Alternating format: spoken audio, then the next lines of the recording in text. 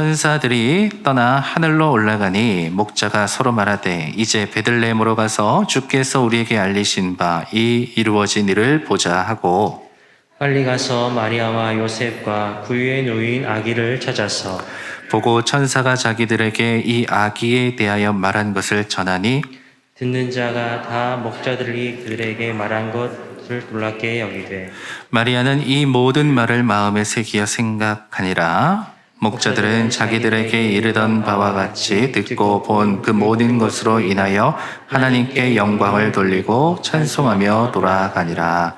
아멘. 아멘. 하나님께서는 우리에게 다가오시기를 기뻐하십니다.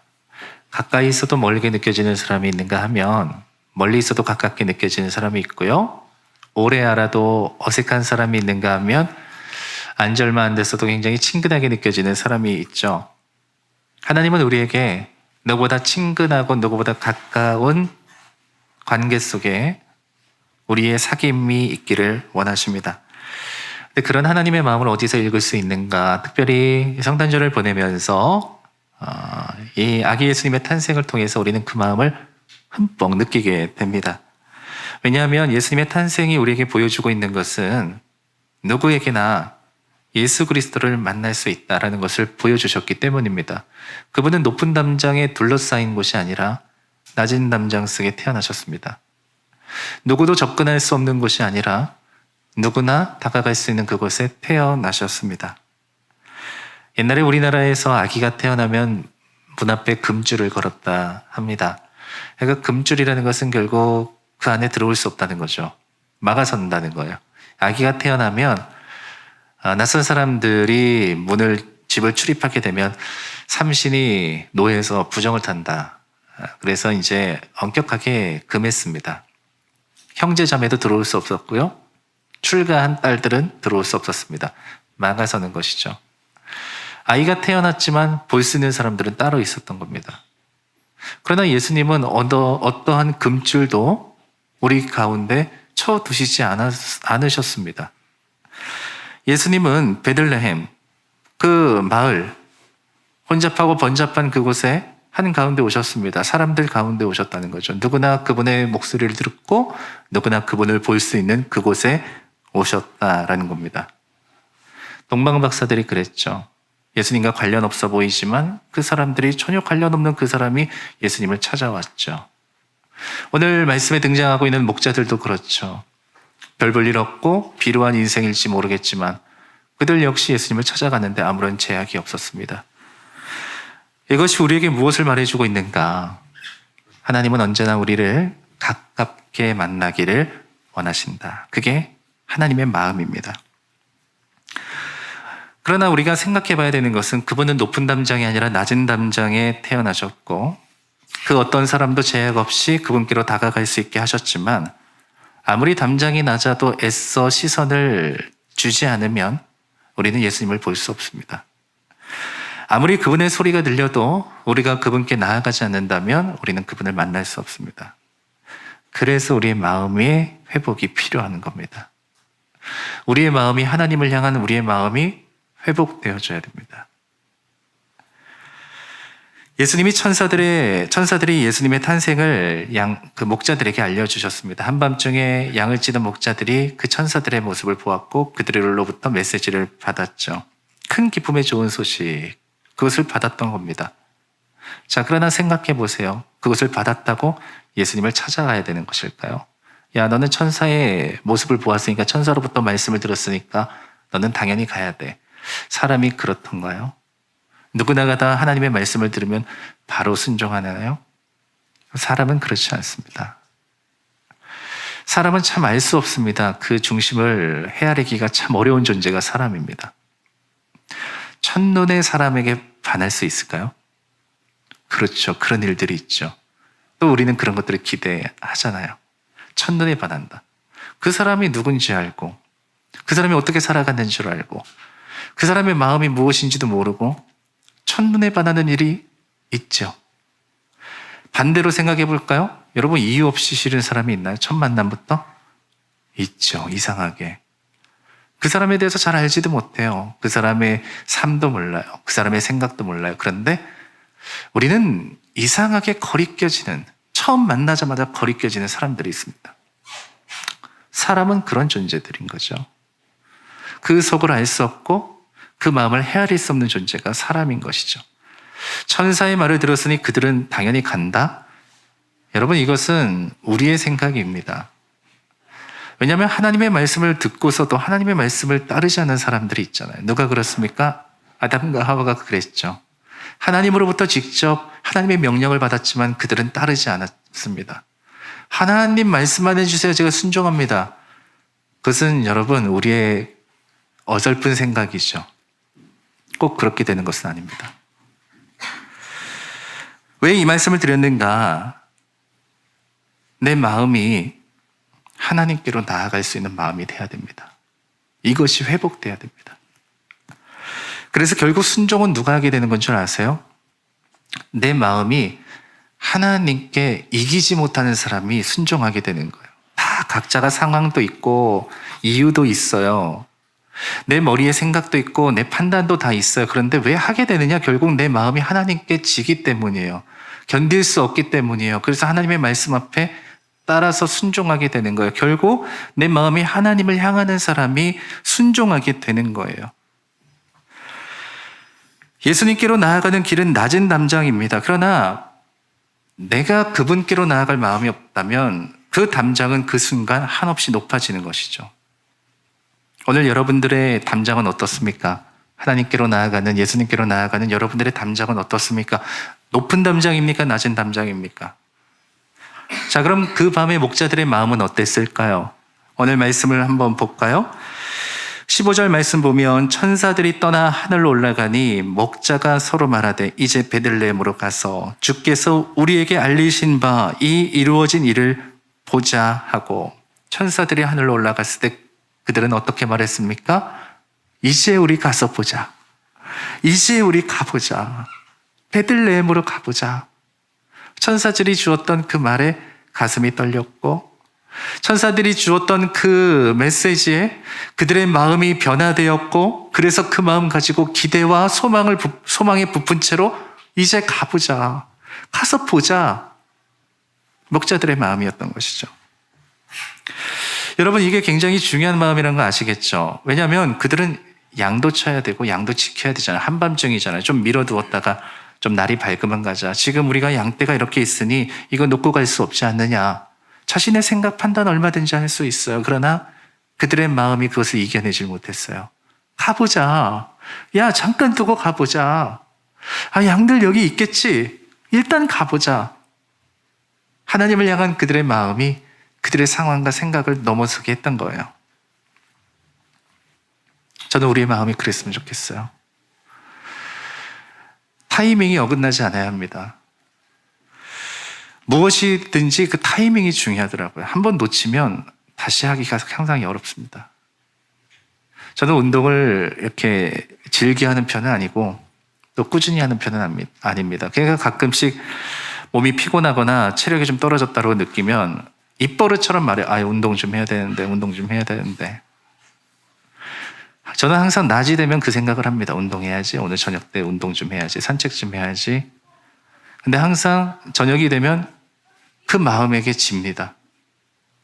일단 저녁을 먹고 나면 몸이 좀 피곤해지고 좀 앉아 있을까?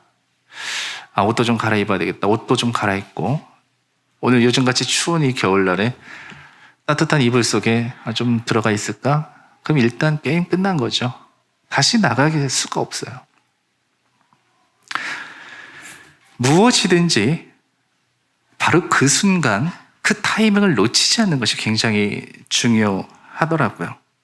신앙생활도 마찬가지입니다. 그 마음을 유지하려면 우리는 계속해서 그런 환경 속에 나를 노출시켜야 됩니다. 그 의미가 무엇인지를 계속해서 내게 되새겨야 되고 반복해야만 우리는 그것을 유지하고 지켜낼 수 있습니다. 오늘 천사들을 통해서 그 목자들이 예수 그리스도에 대한 소식을 전해 들었을 때 그들의 마음에는 기대와 소망을 가졌습니다. 여러분들이 예수님을 만났을 때를 기억해 보십시오. 그때 여러분들은 예수님을 만나서 여러분들의 마음속엔 하나님에 대한 기대와 소망을 갖게 되었을 것입니다. 자, 그때 이 목자들은 어떻게 하였습니까? 그들이 붙잡고 있었던 것 잠시 내려두었습니다. 그들은 예수님께로 발걸음을 옮겼습니다. 좋은 소식으로 오신 이를 만나는 것이 시작된 것이죠. 하나님은 우리가 당신에게로 나오는 것을 기뻐하십니다. 오늘 목자가 불현듯 천사들을 만나고 그들의 마음속에 주었던 그 생각을 붙잡고 예수님께로 방향을 돌려 나아갔던 것처럼 오늘 여러분들의 삶 순간순간마다 하나님은 그런 마음들을 허락하십니다. 주님과 가까이 나아갈 수 있는 기회를 허락하십니다. 그런 여건과 상황을 만들어 주십니다. 그러나 그 타이밍을 뒤로 미루거나 그것을 놓쳐버리면 우리는 오래된 나의 이런 세상적 습관에 따라 하나님과 멀어지게 되어 있습니다. 자, 그래서 오늘 여러분들에게 그렇게 말씀드리고 싶어요. 하나님과 멀어지는 습관들을 버려야 됩니다. 여러분, 습관이라는 것이 무섭습니다. 끊임없이 반복됩니다. 나도 모르는 사이에 그게 나의 삶이 되어버립니다. 그런데 이런 타이밍들을 놓치다 보면 우리는 어떻게 되느냐? 하나님과 멀어지는 것이 여러분들에게는 너무나 자연스러운 일이 되어버린다는 것이겠죠. 하나님께로 나아가는 것은 참 어려워지고 하나님과 멀어지는 것은 쉬워지는 일들이 우리의 삶 속에 발생하게 된다는 겁니다. 요즘 여러분들은 어떠세요? 요즘 여러분들이 가진 신앙적 습관은 무엇입니까? 하나님께로 나아가고자 발버둥 치는 인생입니까? 아니면 하나님과 점점 멀어지고 있습니까? 우리는 얼마든지 하나님 앞에 간절히 기도하고 하나님의 뜻을 구하고 말씀대로 살아가는 것을 해나갈 수 있습니다. 그런 상황입니다. 그럼에도 불구하고 이와 같은 것들을 멀리 하는 습관들이 나를 길들여 버리면 하나님께로 나아가는 그 낮은 담장이 어느새 내가 넘지 못할 거대한 장벽이 되어버리는 것을 우리는 눈치채게 될 겁니다. 그래서 오늘 예수님께서 여러분들에게 오신 겁니다. 오늘 그 밤에 예수님과 아무런 관련도 없었던 목자들을 한밤중에 깨우러 천사들을 보내신 겁니다. 예수님은 그들을 깨워 하나님은 그 천사들을 통해 그들을 깨워 그들을 일으키고 예루살렘 예수 그리스도를 향해서 나아가게 하신 것입니다. 하나님께로 나아간 타이밍을 여러분 놓치지 마십시오. 그들의 마음의 상태를 오늘 16절에 이렇게 표현하고 있습니다. 빨리 가서 예수님이 태어나셨대. 그리스도가 오셨대. 가보자. 그들의 마음이 먼저 간 거죠. 그러니까 그들의 몸도 따라간 거죠. 빨리 가느냐, 늦게 가느냐, 천천히 가느냐, 그 차이에 대한 이야기가 아닙니다. 이것은 그 순간 그들은 그들의 방향을 돌려 베들레헴 그곳을 향해서 달려 나갔다는 것입니다. 저는 이번 성탄절을 준비하는 이 시간들 동안에 여러분들에게 이런 말씀들을 많이 드렸습니다. 과연 예수님은 우리에게 어떤 의미로 다가오셨는가?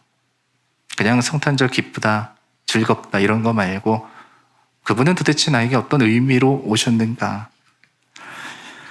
과연 그분이 나에게 그런 의미로 오셨다면 우리는 그 순간에 나의 마음을 돌려 하나님께로 나아가고자 하는 그 마음을 가지고 있는가? 그 마음이 회복되어져야 됩니다. 자, 그런 마음이기 때문에 우리는 결국 어떤 신앙이 되느냐? 예수님을 찾는 신앙이 된다. 목자들이 천사들의 말을 들었을 때 그들은 지체하지 않고 빨리 갔다라고 말합니다. 천사들은 그리스도가 다윗의 동네에 나셨다고 전했습니다. 다윗의 동네 하면 베들레헴, 그들은 알고 있었죠. 그래서 베들레헴으로 나아가게 된 겁니다.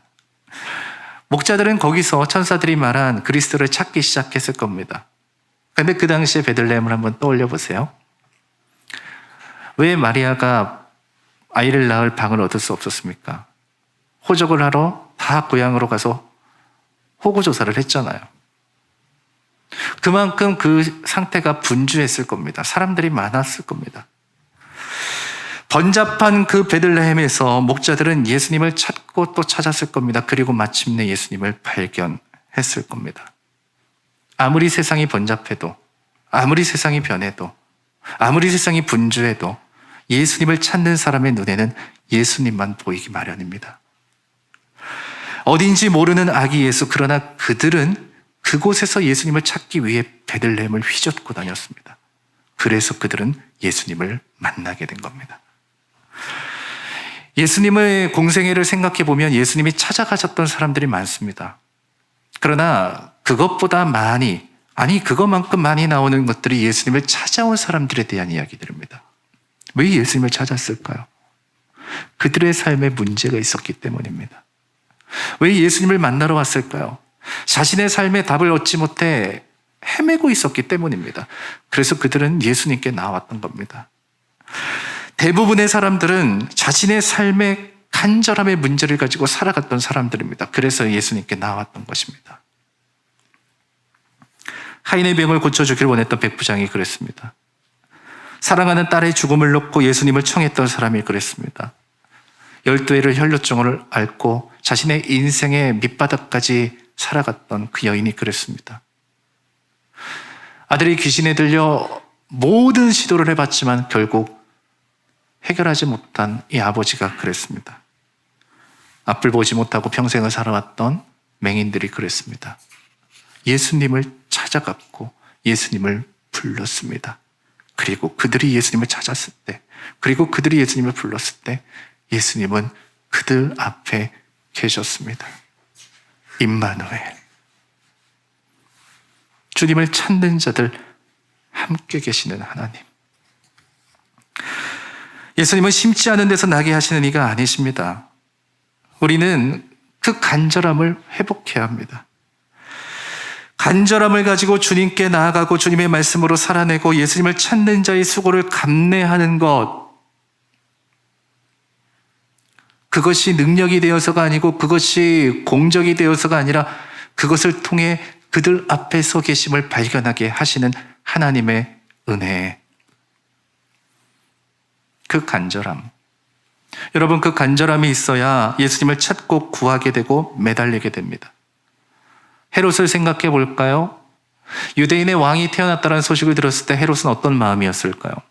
그는 가슴이 철렁했을 겁니다. 무너졌을 겁니다. 왜 그런 마음 느꼈을까요? 그가 가진 것이 많은 사람이었으니까요. 누군가가 왕이 된다면 그는 자신이 가진 것을 잃어버린다라는 의미를 내포하기도 했으니까요. 그래서 헤롯은 잔인하게도 베들레헴에서 태어난 2살 이하의 아이들을 다 죽여버립니다. 여러분, 그의 인생이 행복해 보이십니까? 그의 잔인함이 의로 보이십니까? 왜 그는 그렇게 처절하게 살아갔으면서도 왜 그는 전혀 행복해 보이지 않았을까요? 그러나 오늘 이 목자들을 보십시오. 아무것도 가지지 못했던 목자들입니다. 그런데 그들은 하나님을 만납니다. 천사를 만납니다. 예수 그리스도를 만납니다. 그들은 아무것도 가지지 못한 자였으나 예수님을 만났을 때 그렇기 때문에 더더욱 예수 그리스도를 향한 소망을 감출 수가 없었던 것이죠. 그래서 예수님을 향해 뛰어갔던 것입니다. 자, 누가 더 복된 사람들일까요? 누가 더 복된 인생을 살아가고 있는 것일까요? 여러분들은 어떤 인생을 살아가고 있습니까? 세상의 포만감을 느끼는 사람은 하나님께 간절함을 갖지 않습니다. 그러나 세상의 그 어떤 것 속에서도 하나님 없는 갈급함을 느끼는 사람은 하나님을 찾고 하나님께로 나아가게 되어 있습니다. 우리에게는 그런 몸부림이 필요합니다. 간절함에 대한 몸부림. 그 간절함으로 하나님을 찾는 몸부림 말입니다. 신앙생활은 거칠고도 높은 산을 올라가는 것과 같습니다. 어떤 사람들은 평단한 평지를 걸어간다고 생각하는 것이 신앙인 거라고 생각하지만 그렇지 않습니다. 높고 거친 산을 올라가는 것이 신앙생활입니다. 거칠기 때문에, 가파르기 때문에 숨을 허덕이게 됩니다. 때로는 놓여있는 돌뿌리 때문에 걸려 넘어질 때도 있습니다. 신앙생활은 잔잔한 바다가 아니라 폭풍우가 요동치는 그 태풍의 길목을 뚫고 가야 되는 것입니다. 여러분, 왜 가야 될까요? 그러면서도 왜 우리는 그곳을 계속해서 나아가는 것일까요? 그곳에 생명이 있기 때문입니다. 그렇기 때문에 여러분들의 삶에 일어나는 요동치는 일들은 지극히 당연한 일들입니다. 신앙적 고민과 갈등, 당연한 것입니다. 왜 내 마음에 하나님에 대한 마음이 식어가고 있지? 이런 갈등, 당연한 것입니다. 왜? 여러분들의 삶 속에서 여러분들을 살리시려 하시는 하나님이 여러분들을 요동치게 하시고 계시기 때문입니다. 하나님 안에서 풍성함을 경험하고 싶지만 내 현실 속에 그러지 못하는 아픔을 겪어내야 될 때도 있습니다. 하나님 앞에 믿음으로 기도했지만 응답받지 못해 인내하고 기다려야 되는 시간이 우리 앞에 있어야 될 수도 있습니다. 은혜를 경험하며 살아가고 싶지만 또 넘어지고 또 넘어지는 죄인의 모습으로 죄인된 우리의 모습을 목격해야 될 때도 있습니다. 그러나 여러분, 만일 그것을 목격하고 있다면 여러분들은 전혀 이상한 것이 아닙니다. 잘못된 것이 아닙니다. 그것이 내게 문제가 되는 것이 아닙니다. 왜냐하면 그 이유는 한 가지입니다. 세상으로는 배부르지 않은 하나님으로만 갈급한 무엇인가가 여러분들 가운데 있기 때문입니다. 그것을 두드리고 계시는 하나님이 오늘 여러분들에게 말씀하고 계십니다. 너희는 나를 찾으라. 너희는 나를 찾으라. 나를 향해서 너희들의 삶을 돌리고 나를 향해 빨리 달려오라. 아픔을 겪는 것, 인내를 하는 것, 우리의 삶이 요동치는 것, 역경과 고난을 받는 것, 여러분, 이것은 자연스러운 것이라는 말씀을 드리는 것입니다. 겪고 싶지 않으면 안 오르면 됩니다. 원하지 않으면 그냥 폭풍우를 피해 항구에 서면 됩니다. 그러나 왜 우리는 가야 될까요? 왜 우리의 마음은 그 갈급함에 반응하게 될까요? 우리는 알기 때문입니다. 직감적으로 알기 때문입니다. 내 영원한 생명이 예수 그리스도 그분께 있다. 오늘 그분이 여러분들에게 임마누엘 하셨다. 지극히 평범한 이름 모를 목자들에게 찾아와 주셔서 기쁨 소식을 전해주셨을 때 그건 그들에게 소망이었습니다. 그래서 그 소망 하나 붙잡고 온 동네 휘저어다니며 예수 그리스도를 찾아다녔던 사람, 목자들. 이게 기쁜 소식을 받은 사람들의 모습이죠. 가진 것 없어도 아무것도 없어도 예수 그리스도는 그 소망 하나 가지고 찾아다니는 그 사람. 세상에 갈망하지 아니하고 하나님께 목마른 사람. 하나님을 향한 목마름, 이 성탄절 우리가 회복해야 되는 거 아닙니까? 그리고 이것을 찾고 또 이런 신앙의 모습으로 변화돼야 우리의 삶의 실타리가 풀리게 되어 있는 거죠. 자, 오늘 이 목자들이 예수님을 찾아냈을 때 그들의 삶의 실타리가 풀리게 되는데요. 20절 말씀 보세요. 목자들은 자기들에게 이르던 바와 같이 듣고 본 그 모든 것으로 인하여 하나님께 영광을 돌리고 찬송하며 돌아가니라. 목자들이 예수님을 찾아내었을 때 그들은 보았고 그들은 느꼈고 그들은 경험했던 겁니다. 무엇을? 그 소망이 진짜라는 것을요. 여러분, 신앙의 맛은 그런 걸로 하는 거 아니에요? 아니, 세상에서 채워질 수 있는 것들을 경험한다면 그게 무슨 신앙생활이겠어요? 여기 가도 얻을 수 있고 저기 가도 얻을 수 있는 것이라면 뭐하러 하나님께 구하며 살아가겠어요? 찾으며 살아가겠어요? 그러나 그렇지 않아요. 신앙의 참된 맛은 하나님께서 주시는 것들을 얻을 때 경험하게 되는 거 아니에요? 그러면 어떻게 해야 되죠? 그분을 찾고, 그분을 보고, 그분을 만나고, 그분을 경험하는 것. 자, 그래서 그들의 눈이 어떻게 바뀝니까? 그들이 보았더니, 예수님을 자신의 눈으로 보았더니 그곳에서 무엇을 보았어요? 하나님의 영광이 있다는 것을 알았어요. 그래서 그들은 하나님께 영광을 돌리게 된 겁니다. 아기 예수님의 소리를 들었을 때 그들은 자신의 입술에서 터져나오는 찬양을 올려드렸던 겁니다. 그래서 그들의 입술이 찬양의 입술이 되어졌던 겁니다. 예수님을 찾았고 예수님을 만났고 예수님을 보았던 사람들의 모습인 것이죠. 여러분, 이 지점이 우리의 신앙에는 굉장히 중요한 지점입니다. 여러분, 이것을 우리는 놓치지 말아야 돼요. 이것 없이는 우리의 신앙의 변화가 없잖아요. 그러나 이것을 경험했다면 우리는 끊임없이 이 지점으로 돌아가야 됩니다. 이렇게 되면 살아계신 예수 그리스도를 진짜 만나야 그들의 삶이 변화되는 겁니다. 그때부터 그 자신들의 실타래가 풀려지게 되는 거예요. 자, 보세요. 결국 이 일 뒤에 그들은 어떻게 되었습니까? 오늘 말씀은 굉장히 담담하게 이렇게 얘기해요. 그들이 어떻게 했다? 돌아갔다. 어디로 돌아갔어요? 양떼가 있던 곳으로 돌아간 겁니다. 자신의 삶의 자리로 돌아갔던 겁니다. 아무 일도 없었던 듯이 다시 그들이 있던 그곳으로 돌아간 것입니다. 그러나 그들은 아무 일도 없는 자로 살아가진 않았을 겁니다. 그들의 삶의 이전과 이후는 반드시 달라졌을 것입니다. 그들의 눈과 그들의 마음과 그들의 삶을 통해서 경험한 예수 그리스도를 보기 전에 그들의 목동의 삶과 예수님을 본 뒤에 그들의 목동의 삶은 완전히 뒤바뀌어 있었을 겁니다. 진짜 신앙은, 진짜 믿음은, 진짜 은혜는 돌아간 그곳에서 시작되는 것이니까요. 하나님은 그것을 경험하게 하시니까요. 그 놀라운 감격을 가지고 그리스도인들은 끊임없이 정적이 흐르는 그곳으로 돌아가야 되는 것입니다. 하나님이 역사하시는 그 현장 말입니다. 목자들은 자신들이 천사들로부터 들었던 그 말을 전하기 위해 예수님을 찾아갔던 거예요. 그러나 그들은 그제서야 그 모든 것이 진짜라는 것을 알았습니다. 그리고 그들은 그 마음을 가지고 돌아왔겠죠. 자, 그럼 그 사람들은 이제 어떻게 살았을까요? 그들은 여전히 양을 쳤을 거예요. 그들은 여전히 밤이 되면 이 양떼를 보호하기 위해 양 곁에서 잠을 잤을 겁니다. 낮이 되면 목초지를 찾아서 다녔을 겁니다. 그러나 그들은 여전히 자신의 삶을 살았지만 그들은 천사들로부터 들었던 그 하나님의 메시지를 전한 자로서, 아니 그것을 확인한 자로서, 그것을 보았던 자로서 또 다른 전령이 되어 기쁜 소식을 받은 자가 되어 그들의 삶에서 살아갔을 겁니다.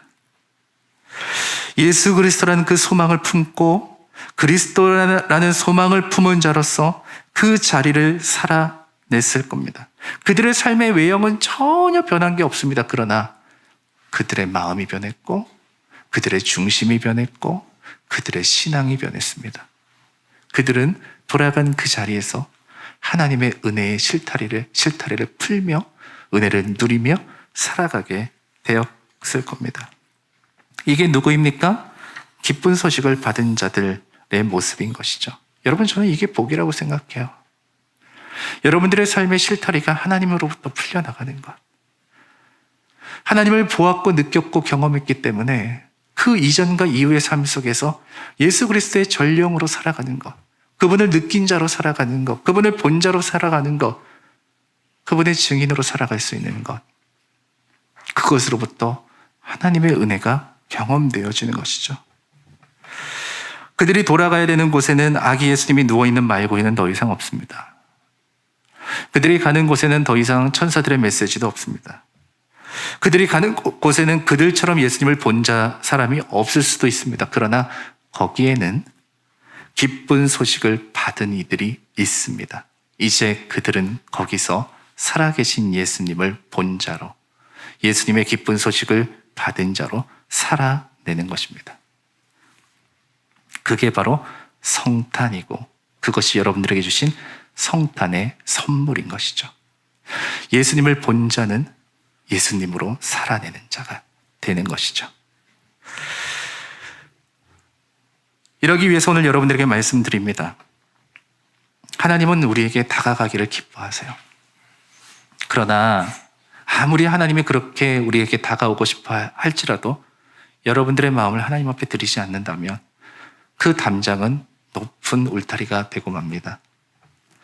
오늘 그것을 허물기 위해 우리는 우리의 삶에 하나님이 원하시는 그 타이밍을 끊임없이 붙잡고 살아가는 겁니다. 밀어두지 않는 거예요. 고개 돌리지 않는 거예요. 하나님이 원하시는 그 순간 세상에 배부르지 아니하고 하나님께 갈급한 그 마음을 가지고 살아가는 거예요. 또한 그분을 찾아 나서기를 망설이지 않았던 목자들처럼 하나님을 향한 갈망을 잃지 아니하고 오늘 그분을 찾는 자로 살아가는 것이죠. 그리고 나서 그분을 경험한 자로, 느낀 자로, 만난 자로, 본 자로 오늘 여러분들에게 주어진 모든 삶 속에서 보내심 받은 자로서의 사명대로 살아내시는 겁니다. 오늘 그것을 통해서 하나님은 우리의 삶 속에서 생생하게 역사하시며 단지 어느 순간에 태어나신 하나님이 아니라 오늘 우리와 함께 살아계시는 임마누엘 예수 그리스도로 다가주시는 것이죠. 저는 여러분들의 삶이 이렇게 풍성해지기를 소망합니다. 여러분들이 서 있는 그 곳곳마다, 살아가는 곳곳마다 하나님의 전령되어 살아가는 자, 그 인생이 참으로 복되다. 오늘 이런 참으로 놀라운 은혜가 저 여러분들의 성탄 속에 깃들기를 소망합니다. 함께 우리 찬양 드리겠습니다.